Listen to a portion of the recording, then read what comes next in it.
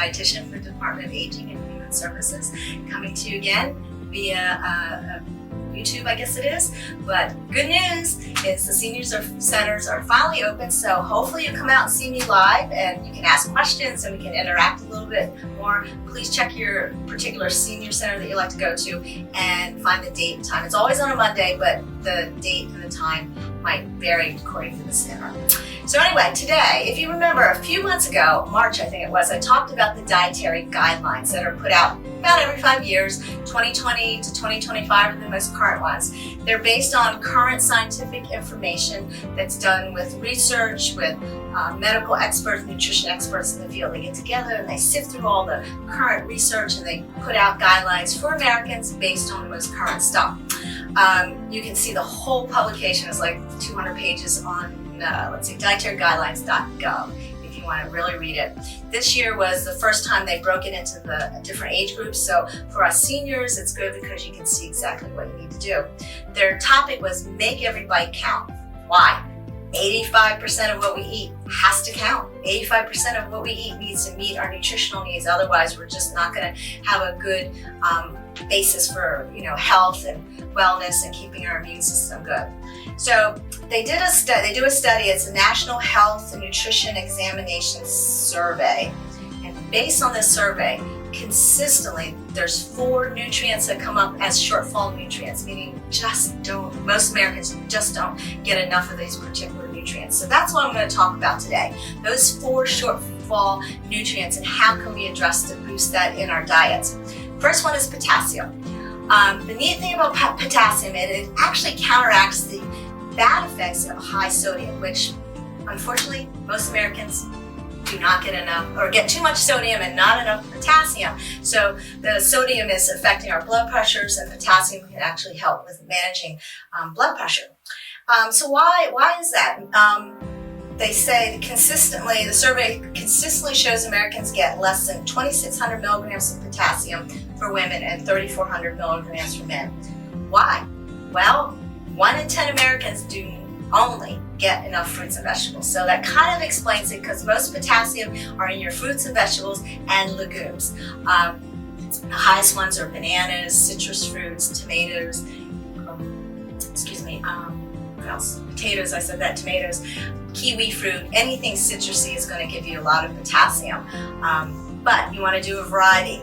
How do we increase our fruits and vegetables? You have to be mindful. If only 1 in 10 Americans are getting enough, obviously most of us are not being mindful about our fruit and vegetable intake.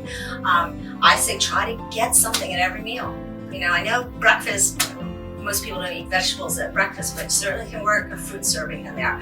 The recommended amount used to be 5 a day. It was a catchy little 5 a day fruits and vegetables, but actually they're saying 9 to 11, which is even more. Serving size is a small piece of fruit, a half of a banana, a half a cup of juice, half a cup of canned fruit. Vegetables is a half a cup cooked, a cup of raw, like salad stuff. So every meal, be mindful. Am I getting a fruit? Am I getting a vegetable? Snacking. They did a big study on snacking, and they found that most Americans snack, but they're not really snacking on the right things. So they're trying to get people to shift towards thinking, have a fruit, have a vegetable at a snack. Well, the study they did, it was pretty cool. It involved hummus, and they had control groups. The one control group had no afternoon snack. The second one had granola bars, and the third had hummus. And do you know that the third group with the hummus overall met more of their nutrition needs throughout the day with less calorie intake, because they were more satisfied with this afternoon snack of hummus. Hummus is a legume out of chickpeas. The legumes also have a lot of potassium, so it's a great way to get your potassium. And the other thing too is, we'll talk about the other next shortfall is fiber, and there's fiber in this too. So it kind of checks all the boxes. So the second one is dietary fiber. Most Americans don't get enough dietary fiber. 25 grams for women, 38 for men. 5% of the American population needs that. 5%. Dietary fiber helps prevent constipation, keeps us regular, helps decrease risk of colon cancer. It's linked with decreasing risk of many chronic diseases, heart disease, type 2 diabetes, certain cancers. So how do we boost our fiber content? First thing is start replacing all your refined grains. So, excuse me, whole grains, cereals, whole grain breads, brown rice instead of white rice, whole grain pastas. There's a lot of ways to do that. And if you don't like it at first, just slowly mix it half and half. Whole grain pasta with half regular pasta, half low cereal, grain cereal to higher, and mix it all up until you're finally enjoying it. Try to work beans into your meals a couple times a week if you can. Legumes actually have the highest amount of fiber, 13 grams of fiber for half a cup. That's amazing. Most fruits and vegetables have 2 to 4, so you really have to think about what you're eating. If you're eating the skin of a piece of fruit, that's going to give you a little more fiber. If you're whirling it up in a blender and making it into a juice or a smoothie, you're going to lose more of that fiber because you're breaking all that fiber down. So it's important to try to get as much fiber. Sometimes just eating a high fiber cereal. Don't do all this at one time if you're not used to it, because your GI tract is going to be like, whoa, way too much. So slowly work that fiber in if you're not into eating a lot of fibers. Beans, very convenient, high fiber. Canned beans are out there. You get the low sodium variety, or rinse it real good and get a lot of that sodium off. About 40% of it's rinsed away when you run it under the water. Let me see. Third one is vitamin D. You need to get your levels checked. If you go to the doctor and they haven't checked your vitamin D levels, you need to. It's really linked with a lot of chronic diseases. I have a friend that just told me doesn't get out in the winter too much, not a lot of sun, and her vitamin D level was so low. She was feeling so bad. She didn't know what was wrong. And here it was all because she wasn't getting the vitamin D levels that she needed. So again, try to get out in the sunlight. 20 minutes in the sunlight without slathering sunscreen on will give you probably the vitamin D you need. It's not in a lot of foods. That's the hard part. It's in salmon and egg yolks, but just not real prevalent in foods. That is one reason they fortified milk. You see vitamin A and D on milk. It's because when we went to industrialization and people were moving in from the farms to the cities and big skyscrapers, and kids were getting rickets because they weren't getting sunlight. And so they were like, well, what can we put it in? And kids drink milk, so they added it to milk. So that's one really good source of vitamin D. But as I was researching, and here I'm a dietitian, I never realized that yogurt, because a lot of people substitute, they eat yogurt instead of drinking, say, a glass of milk. A lot of yogurts do not have vitamin D. They make the yogurt with pre-fortification of the milk. And so my yogurt that I used, I was like, oh my gosh, there's 0% of vitamin D in it. So I started looking. I found Yoplait, this Yoplait Light has meets about 15% of the requirement for vitamin D. But I'm not a big fan of these light ones that have artificial things, sweeteners in it. This actually has 4 grams of added sugar, very low in protein. So you kind of have to don't ditch something just for one thing. Like if you're looking for vitamin D, look at the whole package deal. I did find this Oinka's 000 has 10% of vitamin D in it, but it also has 3 grams of fiber, no added sugar, 15 grams of protein. So it really kind of fits more of a bill of, a package deal versus one that is lower on nutrients. So it really depends on what you're looking for. Greek yogurt always has a lot more protein, but it tends to not have as much calcium. So you have to kind of juggle that. But I thought that was interesting because I had no clue that most yogurts had no vitamin D. Here's one I'm pushing a lot, kefir. So I don't know any of you out have tried it. I struggle with it a little bit. The serving size is a cup. I cannot do a cup. But I do a half a cup.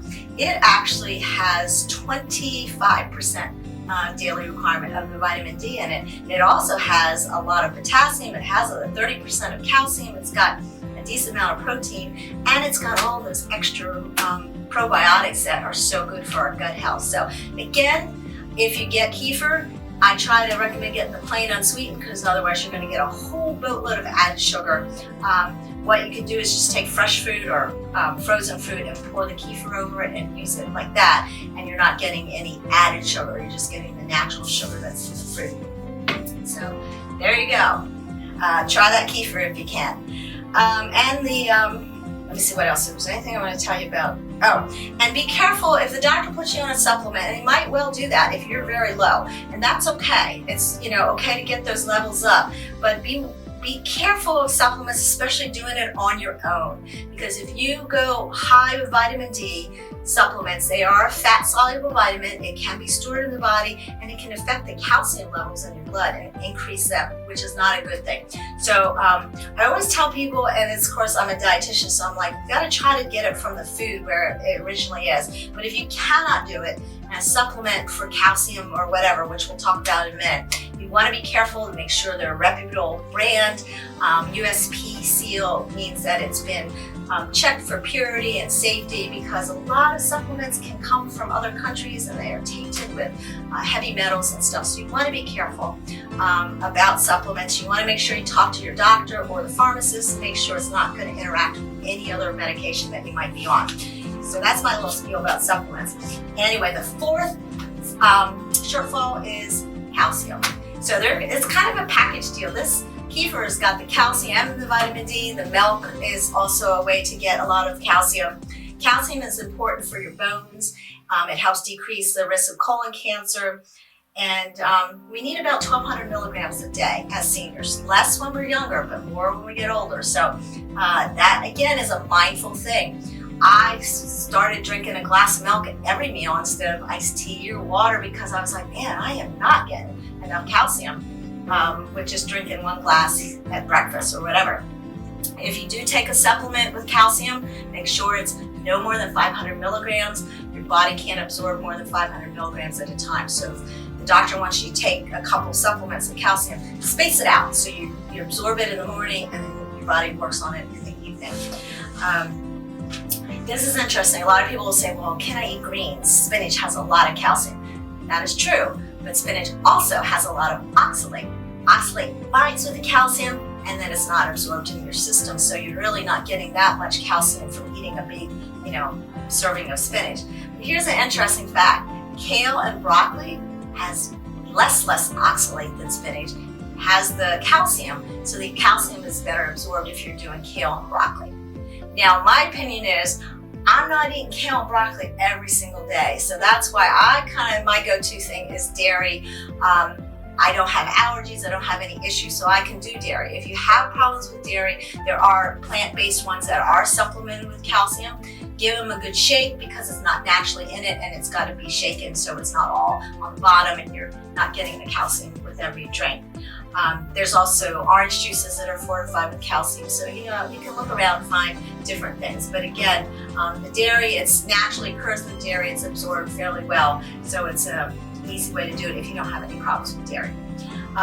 There's been a lot of controversy about dairy. They've done a lot of studies saying that it's not linked with increased risk of cardiovascular disease or CHF or stroke even, where people thought they had to eat skim milk, and that people would tell me in the hospital when I worked there, I can't drink that blue milk.